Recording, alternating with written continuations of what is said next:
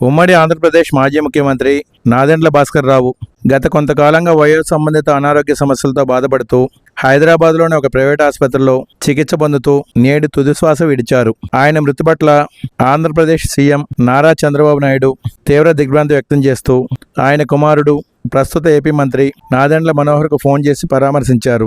నాదెండ్ల కుటుంబ సభ్యులకు తన ప్రగాఢ సానుభూతిని తెలియజేశారు. డిప్యూటీ సీఎం పవన్ కళ్యాణ్ సామాజిక మాధ్యమం ద్వారా సంతాపం తెలుపుతూ భాస్కర్ రావు 70వ దశకం నుంచి ప్రజాసేవలో ఉన్నారని గుర్తు చేసుకున్నారు. ఏపీ మంత్రి నారా లోకేష్ నాదెండ్ల భాస్కర్ రావు మృతి పట్ల సంతాపం వ్యక్తం చేస్తూ వారి కుటుంబ సభ్యులకు ధైర్యం చేకూరాలని కోరుకున్నారు. 1984 ఆగస్టులో ఎన్టీఆర్ విదేశాలకు వెళ్లిన సమయంలో ఆయన 31 రోజుల పాటు ఉమ్మడి ఆంధ్రప్రదేశ్ రాష్ట్రానికి ముఖ్యమంత్రిగా పనిచేశారు. 1978లో తొలిసారిగా ఎమ్మెల్యేగా ఎన్నికవడంతో పాటు 1998లో ఖమ్మం నుంచి లోక్సభ ఎంపీగా కూడా సేవలు అందించారు.